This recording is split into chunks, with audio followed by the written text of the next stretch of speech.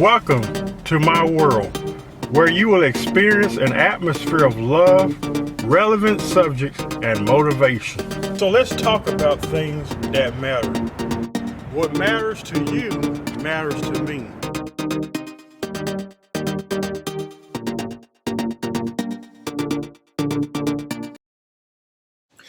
Welcome to the Brother Henry and You Show. I am not Brother Henry. My name is Will Rucker, and I am so grateful for the opportunity to share with you on this platform about a subject that is so important. Truly, it's an epidemic that is facing our world, and for someone to be brave enough to have this topic on his show, kudos to you, Brother Henry. Thank you so much. Now, the subject that we're dealing with today is a continuation of this series on toxic masculinity. I'll be sharing about how this subject impacts the LGBTQIA community. For those that may not know all of those letters, it basically means gay. Now, there are a lot of other components in there, but just for the conversation today, let's leave it at how it impacts the gay community. Now, let me ask you a question. Do I sound gay? I am. For those of you that said, no, you just sound normal, thank you, because gay is normal. But there may be others of you that said, oh, I knew from the moment you opened your mouth you were gay. And that's okay too, because gay does have a sound. But many of us have experienced circumstances that force us to shift or mask the way we speak. Those circumstances can be called toxic masculinity. And before we get too far into this, understand that it's not just toxic men that exhibit toxic masculinity. Women can be just as guilty as anyone else. These ideas, these stereotypes, these ways of being don't have a gender assigned to them. But they do impact my community, the gay community, in a very real way. Now think back to your favorite Disney movie. Mine happens to be Lion King. And in that movie, there is a villain who, while not overtly gay, definitely has some mannerisms and some things that are typically associated with the gay community. This is a subconscious indoctrination against the gay community and also a very real form of toxic masculinity. Now you may say, how is that a toxic form? It's a big movie. People love that movie. And yeah, it's the villain, but so what? Well, think back to your favorite movie. And was that villain stereotypically gay? Probably. And why is that? Because there is, again, an unconscious element that says being gay is vile, wrong, shouldn't be. In fact, just this year in our political space, there is a candidate running who is openly gay, and one of his supporters at the ballot box said, oh, he's gay? We can't have that type of person in the White House in 2020. And it was a female that said it. So yeah, toxic masculinity comes in all forms. Now ask yourself, have I contributed to this? And don't do it in a condemning way. Don't do it in a way where you beat yourself up about it. But just be aware how you contribute to this. Now, I grew up in a two-parent household, I should say, with a loving mother and a strong father, and really an upper middle class neighborhood where drama just didn't really exist, not in the way it does for others. So I was privileged. I was very fortunate. And I dealt with toxic masculinity. When I came out, my uncles said, do you want us to beat the gay out of him? My father said, well, why do you have to be gay now? Can't you wait till you're older? In fact, to this day, my dad still doesn't want me wearing earrings at his house because he thinks that they're gay. Even with all the rappers and hyper-masculine men that now wear earrings, for my dad, earrings are gay. And that's not something he wants to be associated with. In fact, he questioned how he could have a gay son since he was not gay himself. That's an attribute of toxic masculinity, and that's how it affects my community. Now, understand that as a child, I didn't really understand sexuality and the spectrum and all of that. I knew I was different. I knew instead of wanting to play football, I'd much rather play with Barbies. I knew that I wanted to be in theater and music and dance and all of those things. Stereotypical gay, right? But I didn't associate that with a sexual preference or orientation. And yet, those that were older and perhaps maybe noticed some things definitely did. And so coming up, I had to be something that I wasn't. The more masculine I portrayed myself to be, the safer it was. Now, understand that being who you are is key to your self-esteem. It's key to how you present yourself in the world, your level of happiness and contentment. It's key to how successful you become. And for the LGBT community, being who we are is still, even in 2020, unacceptable because of toxic masculinity. In fact, femininity in general is frowned upon. In the gay community, to this day, you can go on any of the apps and the dating apps and see in the profiles, no fats, no fems. What does that mean? They don't want anyone that's overweight, and they don't want anyone that expresses themselves in a feminine way. And this doesn't even mean high heels and a purse and lipstick. It means being a bit softer. Hypermasculinity is idolized in the gay community, which is a very, very toxic thing, considering most in the gay community are not hypermasculine. Now, we may portray that. We may learn to code switch, as they say, and present ourselves more masculine. But at the end of the day, that's exhausting. And it's one of those things where in moments of stress, the quote-unquote queen will come out. And that's the thing about this, is it really impacts our ability to be real.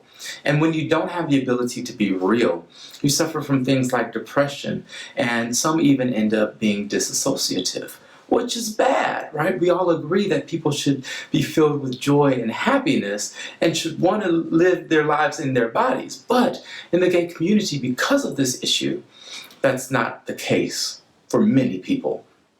And again, I was brought up in a great household, but many of my friends, when they came out, were kicked out. So what did we do? We formed our own families. There are things called balls and houses that exist to help provide a sense of stability for those in the gay community. If you watch Pose on FX, you've probably seen these competitions. Well, this isn't something they made up for TV. This is real. And I'm actually friends with some of the people on the show because of being in the ball circuit myself. Again, I came from a family that was relatively supportive, but they were also religious, and my mom took me to have the demons cast out of me. When that didn't work, I ended up in front of a psychiatrist. When that didn't work, my mom kind of just gave up and said, well, I guess he's going to be what he's going to be. But it still took years for her to actually truly embrace me. Now, understand, she loves me, and she always have, and she would fight a bear underwater for me, even as her gay son. But she still had hopes and dreams for me to marry some beautiful young lady and have a traditional family.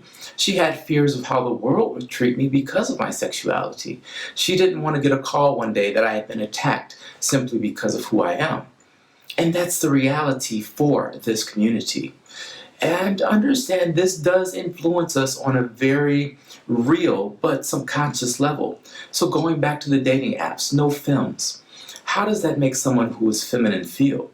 Now, there are masculine men that are gay. There are feminine men that are straight. So the way that one speaks or their mannerisms doesn't determine whether they're gay or not, although it does determine oftentimes how they're treated. This, my friends, is an issue, and it has to be dealt with. So how do we deal with it? How do we address this very real epidemic in the gay community, considering you would think femininity would be embraced and there'd be no such thing as toxic masculinity in that community? Well, the first thing that we can do is be aware. So you watching this program is step number one. So I thank you. I commend you for taking the time out of your very busy day to watch this subject. The second thing that we can do is confront it when we see it. So for example, if I were to play sports and got hurt, they would tell me, don't cry, walk it off, you'll be okay. But if a girl got hurt, they would comfort her and say, it's going to be fine, let out your emotions, oh, it's okay. You see, this idea that men can't cry even influences the gay community. The gay community thinks of drag queens as the other. Like there's a stigma, oh, I'm not going to let the drag queen, quote unquote, top me. And not to be too explicit, but understand in gay relationships, you've got the same plumbing, so to speak. And so you have different positions people play. Some play all the roles, but typically there's a preference for one or the other. Well, some drag queens want to play the quote-unquote dominant role because that's their preference. But because they dress up like a woman on the weekend, because they're a performer, because they're an illusion artist, then many in the gay community will not even allow them to express themselves sexually in a way that is fitting for them because of toxic masculinity. You see, we still have these ideas that for some reason being feminine is weak, even though we know that it's not weak to be feminine. We know that women are strong, that they endure things men could only dream of enduring. Hey, childbirth for one. They should be treasured. They should be honored. And emotion is what guides us. It gives us a direction. It gives us the spirit to go after things. Logic and reason are important, but that emotion, that creativity is what makes the world a beautiful place to live in. So it should be celebrated. But again, the toxic man, who may also be a woman, is showing that they don't care for that. And that's a problem. So our awareness of this issue is how we move past it. Seeing it in the subtle details. Again, don't cry. Boys don't cry. Boys don't hold hands. And understand there's a cultural component to this as well. The idea of feminine and masculine varies by culture, by region, by race even. So I went to Africa a few years back. Well, I guess it's been a decade since my first trip, maybe even more. Wow. But nonetheless, that's not the point. But my first visit, I went with my now husband, who at the time was my domestic partner. And we were amazed at how many men were walking around holding hands. We were like, did we stumble upon gay pride? What is this? But it wasn't. It's just that in that culture, men were able to be affectionate. They would sit together on a bench, one in between each other's legs, and that was fine. They would sleep and put their head on each other's laps, and that was fine. There was nothing sexual about it at all. But for us coming from America, we're like, oh, they must be gay because they're touching. But that's not the way it is. They have a very healthy sense of masculinity in that area. Now, of course, they separate themselves from the women, and there are a whole host of other issues. But on this one, they get it right.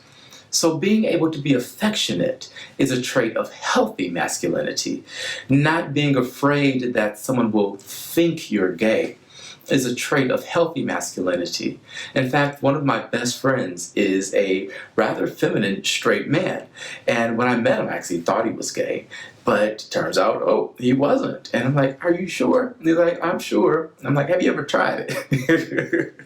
But he's really just a straight guy that's a little bit more feminine.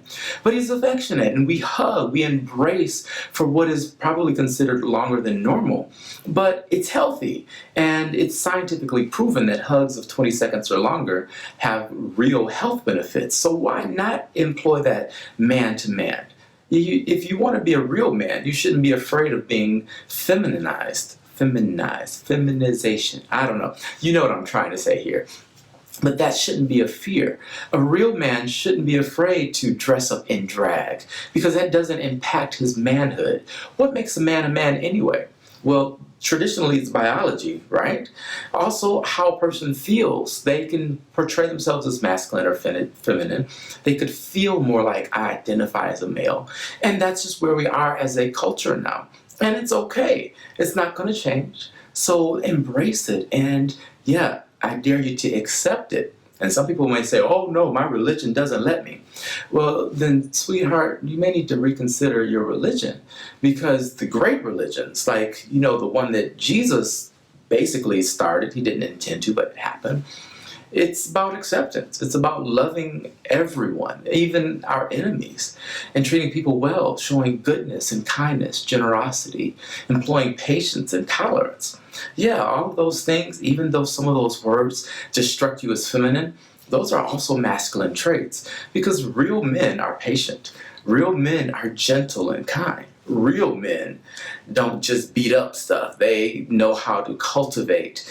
And a real man is going to be a provider, including for emotional needs.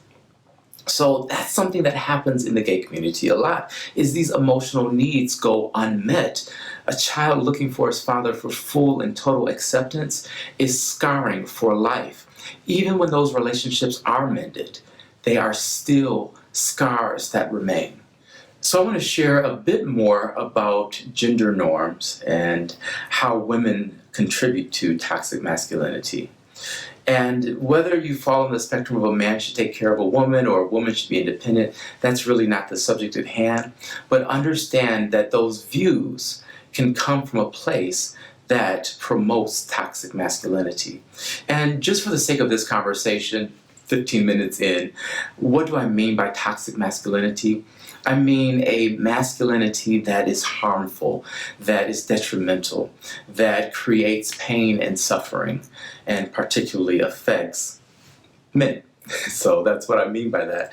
But these gender norms also contribute to this epidemic. In my relationship, I wanted to be the man, and that's just what I felt I wanted to do. I'm a man, so I'm going to do the manly things. I wanted to provide a life for my now husband where he could stay at home and take care of the cooking and the cleaning, because that's what, I thought my mom would have wanted, so why wouldn't he want that? I didn't quite grasp how, well, he wanted to be his own person too, and we could both contribute to the relationship equally. And equally, but in different ways, in the strengths that we each possess. And while he is more creative and more sensitive and more emotional, and I am a bit more logical, a lot more logical and straightforward, and I'm like solution oriented, like let's fix it. We complement each other so well because of that. So yes, there are some heteronormative things that happen in gay relationships, but they don't have to. You can have two feminine men that are both super creative and just the whole house is just gorgeous because they're both designers. Like, that's a possibility too. You could have two masculine men, both football players that are also do construction on the side. I mean, you name it. There are infinite possibilities in this spectrum. But going back to this gender norm where a woman is supposed to be catered to and cared for, we have to reevaluate what we think about housework. Instead of saying that a woman is being supported by her man, maybe that woman is supporting her man by taking care of the home. That's a more healthy framework for that idea, and that would help so many, even outside of the gay community, to have healthier, stronger relationships. And so this idea that a man needs to be manly, it's part of the toxic masculinity cycle, and it contributes to so many insecurities and fears where men don't allow themselves to be who they are. I was fortunate enough to see a police officer share his story about how he got involved in art. And in my city, in the beautiful city of Las Vegas, one of the things we are doing to help re-energize and renew some of the rundown parts of our city is providing art. So they'll create murals. And this very masculine man, right, shared how he uses art to deal with the stress of his job as a law enforcement officer. Wow. Like, for him to admit that was a healthy display of masculinity. He then went on to say, if you don't have compassion as a police officer, you're in the wrong line of work and you should quit today. I was like, yes, yes, yes, you are so on it. But that takes a real man to do that. That takes healthy masculinity to do that. Now, going back to my upbringing, again, my parents both worked. We were very fortunate in that way where we had family that could watch me when I got out of school, and my great-grandmother actually stayed with us a lot of the time so that when I got out of school, she was at the home with me. Like, very fortunate situation. But I still was assaulted verbally, in a sense, by my entire family. Some with ill intent, some just ignorantly. And it was because these gender norms weren't being followed. Your mom needs to submit to your dad because he's the man. What does that say to a child? How does that impact someone's sense of self? Well, as a man, I felt like, well, I should be the boss because I'm a man. That is toxic masculinity. And even in the gay culture, there's still this idea that real men don't get into transgender. Like, you can't be a transgender woman. You're not a real woman. Like, there's still a lot of issues there because of this. But real men run the show. Real men are the boss. And women should still serve the real men. So you'll have the more feminine men do the roles that women traditionally do. Hey, seeing that growing up was good. I'm not saying that there aren't traditional roles and that typically the reason we have stereotypes is because most people fit in those boxes. But what I am saying is that it can be very confusing to a gay child because there were some feminine things that I wanted to do, but they were kind of combated by these masculine ideas. So I mentioned I would much rather play with Barbie dolls than play football. Well, I still liked football, but my preference was to do the Barbie doll hair. My dad had a huge problem with that. My son's not going to have Barbie dolls. So he literally threw away a Barbie doll my mom got me. Imagine that impact. Imagine the scar that left. Imagine how a young brain processes that, or rather doesn't process that. Dealing with a hypermasculine father contributes to suicide. It contributes to depression. Do you know that most homeless youth are gay? Well, that's because of toxic masculinity. And it starts, again, in the home with these gender roles. If my father had said, well, you know what, sometimes I'll do the cooking and the cleaning, your mom can be the earner, wage earner, whatever, and that's okay.